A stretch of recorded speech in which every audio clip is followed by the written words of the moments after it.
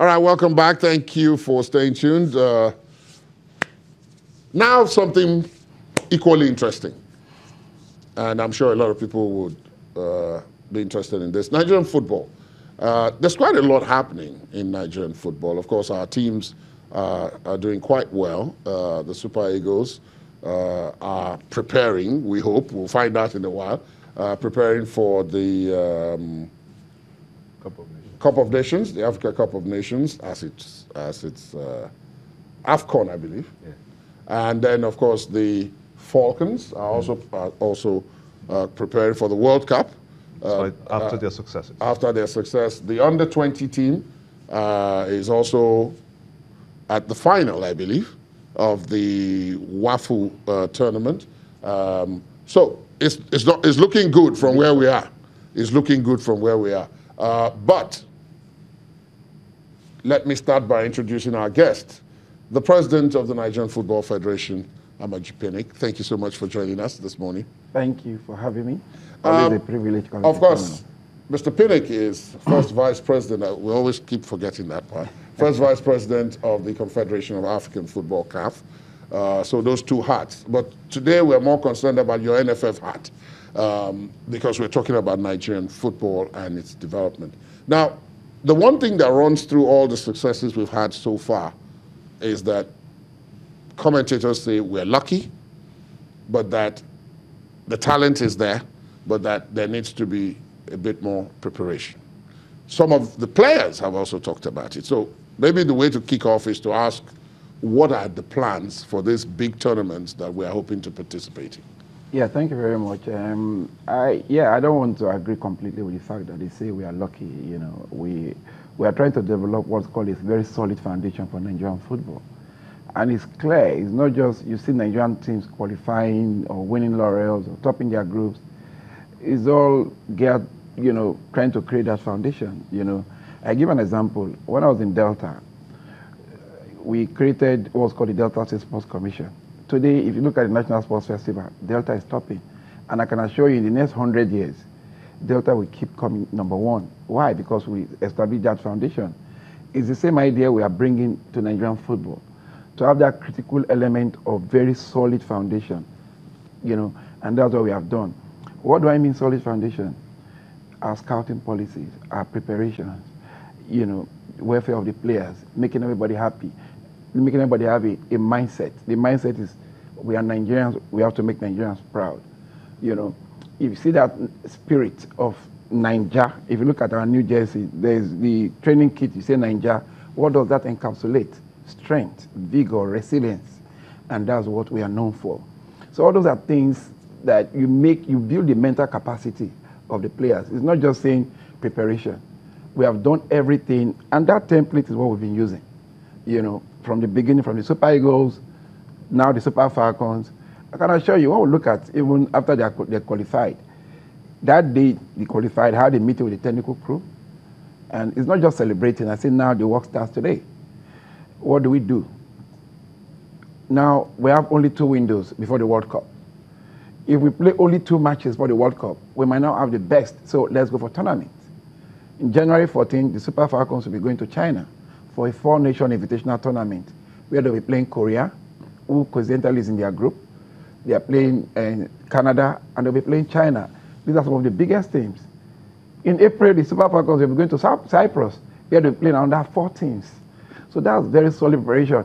And I'm also happy to tell you that the same camp the Super Eagles camped in Austria is the same camp we're going to be camping the Super Falcons. We just sorted that out yesterday. So it's just about quality preparation that gives you quality results. And that's exactly what we are doing. Now, only yesterday, 2 days ago, we qualified for the finals of the beach soccer, you know, which people do never believe we'll do that. Yeah. Even though I will admit we didn't give them 100% preparation, you know, but we believe that going to the World Cup, I think we need to make a presence this time. So we'll give them adequate preparation in ensuring that they make this country very proud. Then if you talk about our team, yes, the Super Eagles, the pride of the nation, it's the same thing. Before we're bottom of now we have topped the group, we've qualified, And I'm also telling you that now we have only one window before the Nations Cup. We will be playing Seychelles. I don't know if this is the forum for me to say it, but we're going to be playing a top team. A top team from Africa, one of the top 3 teams from Africa. We'll play Seychelles in the friendly. We'll play Seychelles. 3 days thereafter, we'll play this team. It's been concluded. It's been signed, sealed, and delivered. You don't want to tell us the team, though? No, it's a big team. Nigerians is a big team coming to Nigeria. They actually wanted us to come. I said, no, you must come to Nigeria. I just jokingly told my colleague, listen, I'm the first vice president of CAF. I'm telling you to come to Nigeria. So they are giving us their conditions. So you see, what we are trying to do is not just building, we are trying to build a very solid foundation for Nigeria. Look at our scouting policy. Look at Chukwueze yesterday playing in Villarreal.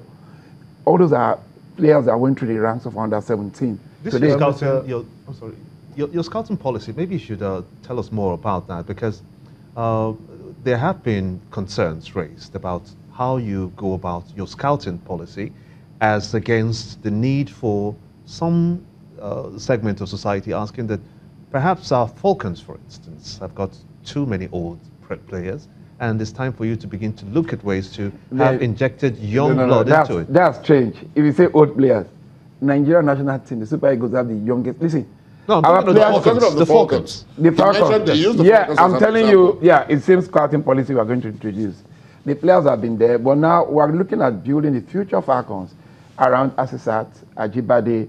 They are the young girls, you know, and some of these girls play in our local, in our domestic league. So kudos to Aisha Falode for doing a very fantastic job in the league. So we are looking at that. But you know, women, they are stronger when they age. So we are taking all those things into cognizance. It's not just saying that we're going to leave them forever. No. Perpetual culture came, Florence Amagbemi came, they all left, they all went out of the scene. Is there a grooming policy? Is there a grooming policy to have younger ones? Yeah, listen, there's a grooming policy, but we are going to start what we did with the male one. Now we have the Nest Eagles Challenge. It's called the Super Eagles, the Zenith Bank Nest Eagles Challenge, under 13 and under 15.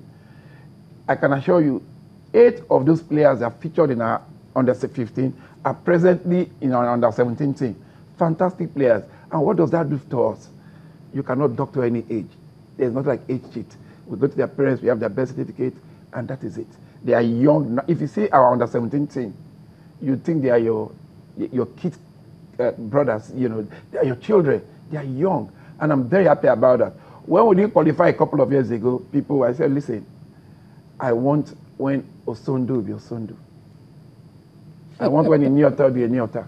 People fought and said no. I said, Sheyi, you're the president, you're the chairman of the youth committee. Please, I want youth. I want the under 16, let it be under 16, under 17, let it be under 17. And that's because this has been our problem. Today is paying off. Look at it. If you look at the period of Mikel Obi, that featured in 2005 in Holland, how many of them are still there today? So we must try to right some wrongs. We must try to do some things that will give us sustainability in terms of policies. Your scouting policy, building from the scratch, you said, from the young ones. But then there's this thing about the football administration being hijacked.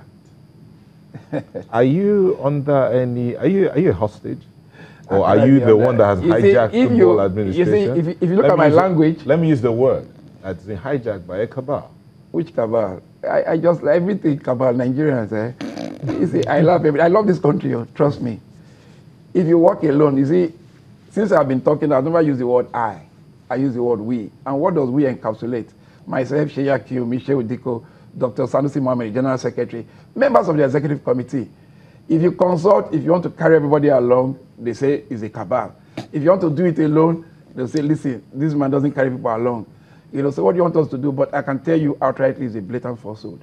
It doesn't exist in Nigerian football under my leadership.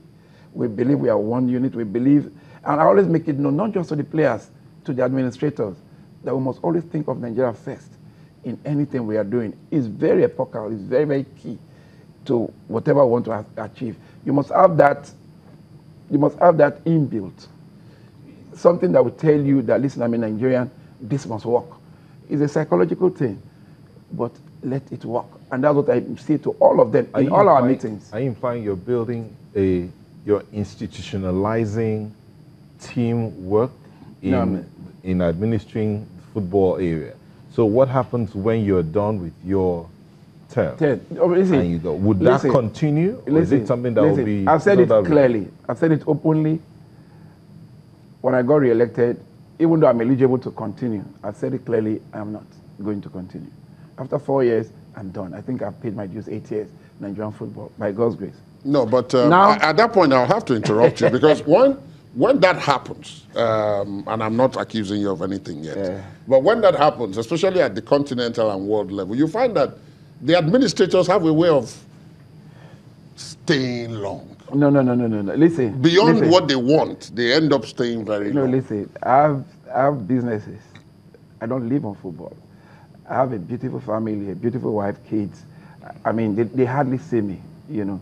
They hardly, you know. I was leaving my house this morning. My daughter, my last child was on my bed. Daddy, where are you going to? Football. And that's the truth. So I need to also be a family man sometime, you know. I'm saying it clearly, you know. This is my last stint in Nigerian football. After the next 4 years, by God's grace, I can move on to... I mean, I can be in the global picture, but not at this level. But we're also looking at... I mean, there are very competent people within my executive committee, and even outside the executive committee that can take over. The truth is, look at, like I told you what we did in Delta. When Ogba was executive chairman of Sports Commission, they were struggling with 2-3 gold medals winning as margin, you know. When I came in, it was 30 gold medals. Now it's about 40 gold medals. The next chairman after Tony Okowa will be like 100 gold medals because we've been able to build a structure. I just use Delta as a paradigm shift, but that is the truth. So the same thing we're also going to do and see how we can